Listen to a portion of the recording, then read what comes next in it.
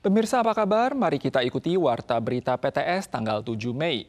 Seiring dampak dua front awan, Badan Cuaca Pusat menyampaikan bahwa curah hujan di kawasan sentral ke utara, Yilan dan Hualien pada hari ini akan jauh lebih kentara dan baru berangsur mereda menjelang malam. Gelombang front awan berikutnya diperkirakan akan tiba pada akhir pekan ini di Hari Ibu. Front awan mendatangkan hujan mulai tanggal 6 sore. Curah hujan pada pagi ini menjadi lebih kentara dan diperkirakan akan terus berlanjut hingga esok sore. Perubahan cuaca berikutnya akan terjadi pada akhir pekan saat gelombang front awan lainnya akan menyebabkan cuaca menjadi tidak stabil. Badan Cuaca Pusat menjelaskan, curah hujan turut memengaruhi fluktuasi suhu yang akan turun drastis di kawasan dengan curah hujan yang agak kentara seperti di wilayah utara yang beralih dari panas terik kemarin menjadi sejuk pada hari ini. Setelah hujan reda besok, suhu di semua wilayah akan naik secara signifikan mencapai di atas 30 derajat Celcius. Pemberlakuan tarif resiprokal oleh pemerintah Amerika Serikat terhadap negara lain kini telah memasuki masa penangguhan 90 hari. Namun industri semikonduktor telah diklasifikasikan dalam kebijakan tarif terpisah dan rinciannya baru akan diumumkan pada minggu ini. Menurut media asing, kisaran tarif berpotensi mencapai 25 hingga 100%. Perhatian perusahaan global pun terus tertuju pada isu ini. Pemerintah AS diperkirakan akan mengumumkan rincian tarif impor untuk semikonduktor pada tanggal 7. Isu ini meraih perhatian besar, terutama karena Presiden AS Donald Trump pernah menuding Taiwan mencuri teknologi Amerika dan menyatakan tarif 100% terhadap Taiwan adalah wajar. Kini, Departemen Perdagangan AS telah mengeluarkan draft permintaan masukan, tetapi situasinya dilaporkan tidak optimistis. 美国的政府确实在多方的收集的意见，刚刚跟委员说明了，除了政府提出政府部门的这个意见，提供美国商务部参考之外，厂商也会提供他的意见。 Berbeda dengan kasus di industri kayu, di mana Departemen Perdagangan AS menerima lebih dari 300 tanggapan yang menolak, dalam penyelidikan tarif chip semikonduktor mereka hanya menerima 10 tanggapan, menunjukkan sedikitnya penolakan. Hal ini dapat memberi sinyal kepada pemerintahan Trump bahwa penerapan tarif tinggi akan mendapat sedikit perlawanan. Sumber yang mengetahui masalah ini juga menyatakan Trump kemungkinan besar akan mengumumkan tarif tinggi antara 25% hingga 100% terhadap chip impor. Menurut analisis, Departemen Perdagangan AS juga sedang meninjau kelayakan untuk meningkatkan produksi chip dalam negeri agar dapat memenuhi kebutuhan pasar. Langkah ini mungkin akan menguntungkan perusahaan-perusahaan di dalam negeri AS, namun juga berpotensi mengacaukan rantai pasokan semikonduktor global. Saat ini, dunia tengah menunggu hasil akhir yang akan diumumkan secara resmi oleh pemerintah AS. Situasi antar selat terus menegang dengan kehadiran pesawat dan kapal militer Tiongkok di sekitar zona udara dan perairan Taiwan. Dalam sebuah wawancara belum lama ini, Komandan Angkatan Darat Amerika Serikat untuk kawasan Pasifik, Jenderal Ronald Clark, menyampaikan bahwa latihan militer Tiongkok untuk mengepung Taiwan telah menjadi suatu hal yang lazim. Sementara Komandan Indo-Pasifik Amerika Laksamana Samuel Paparo memperingatkan bahwa Tiongkok telah meningkatkan intensitas latihan militernya terhadap Taiwan dan telah menyebabkan situasi lintas selat bertambah panas.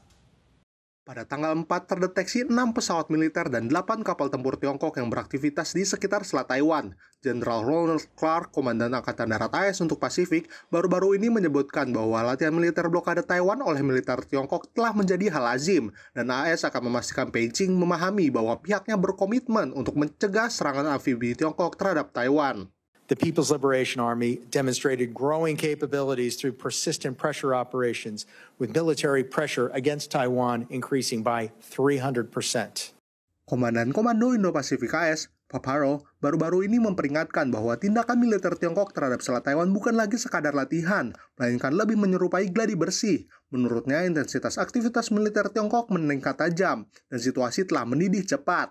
Yang menyampaikan perhatiannya atas percepatan perubahan dalam latihan militer selama setahun terakhir yang berlangsung secara non-linier. Paparo juga mengakui bahwa kecepatan pembangunan kapal perang Tiongkok jauh melampaui AS, yang dapat memengaruhi stabilitas kawasan dan kepemimpinan strategis. 现阶段由于中共的海军实力大幅增加，不管是空中的兵力投射或海上的兵力投射，乃至于海警，都会形成一个对台湾的包围之势，甚至可能会由严转战。 Seiring dengan pesatnya ekspansi kekuatan militer Tiongkok, tantangan yang dihadapi AS semakin berat. Ahli militer pun menyarankan agar Taiwan meningkatkan pembelian dan pengembangan rudal anti kapal serta peralatan nirawak untuk memperkuat kemampuan pertahanan diri. 55 warga Taiwan yang terlibat dalam aksi penipuan di area perbatasan Thailand dan Myanmar telah dibebaskan oleh pemerintah Myanmar dan kembali ke Taiwan pada pagi ini. Menurut penyelidikan polisi, 25 diantaranya merupakan buronan yang terlibat kejahatan kriminal di Taiwan, sementara 30 lainnya masih dalam penyelidikan polisi untuk memastikan apakah mereka tertipu ke luar negeri atau bersedia melakukan penipuan atas kehendak pribadi. Unit taktis khusus dikerahkan dalam pengamanan pemulangan sejumlah besar warga Taiwan dari Asia Tenggara. Pada tanggal 7 pagi, setelah tiba di bandara, mereka langsung dibawa ke Biro Investigasi Kriminal atau CIB. 55 orang yang dipulangkan diduga terlibat dalam aktivitas penipuan di sarang penipuan di kawasan perbatasan Thailand dan Myanmar. 25 diantaranya terlibat dalam kasus pidana di Taiwan dan telah lama buron. 30 sisanya masih perlu diselidiki apakah mereka tertipu untuk pergi ke luar negeri dan akhirnya menjadi korban atau mereka secara sukarela terlibat aksi penipuan. 即便是有受困的情形，我们会去了解他是人口贩运的被害人情形做鉴别，但是有做不法的活动的部分，我们也会去落实的去做侦办。 Menyusul tekanan internasional, pemerintah Myanmar meningkatkan tindakan tegas dalam memberantas penipuan, secara bertahap membebaskan para tahanan dari kawasan tersebut. Namun, perihal berapa banyak warga Taiwan yang masih tertahan di sana atau bahkan telah dideportasi ke Tiongkok, kepolisian mengakui sulit untuk memahami situasi dan hanya dapat memperoleh informasi secara pasif. Menghadapi masalah penipuan lintas negara, Taiwan terkendala dalam menjalani kerjasama hukum dengan negara lain akibat hubungan internasionalnya. Selain terus memperkuat kerjasama tidak resmi, kepolisian juga melakukan pencegahan di bandara. Hingga April tahun ini, hampir 10 korban berhasil dicegat. Pasukan militer India meluncurkan serangan rudal terhadap 9 lokasi di Pakistan dan Kashmir, Pakistan tanggal 7 dini hari ini. Menewaskan sedikitnya 8 orang dan melukai 35 lainnya. Zona udara Pakistan dan India Utara telah ditutup, menimbulkan kekacauan pada lalu lintas udara setempat. Penduduk Muzaffarabad, ibu kota Kashmir yang dikuasai Pakistan, dikejutkan oleh serangkaian ledakan pada tanggal 7 sekitar pukul 2:30 dini hari yang menyebabkan puluhan orang terluka dan dilarikan ke rumah sakit. Pasukan militer India melancarkan serangan terhadap Pakistan dengan kode Operasi Sindor sebagai wujud penegakan keadilan. Sebanyak 9 titik di Pakistan dan Kashmir yang dikelola Pakistan dihantam rudal. Pakistan mengumumkan kondisi darurat di Punjab dan menutup zona udaranya selama 48 jam. Sementara Provinsi Utara India dan Kashmir yang dikuasai India juga menutup zona udaranya, menyebabkan kekacauan pada lalu lintas udara di kawasan Asia Selatan. Pemirsa sekalian, sekian Warta Berita dari PTS. Kita sual lagi di lain kesempatan. Sampai jumpa.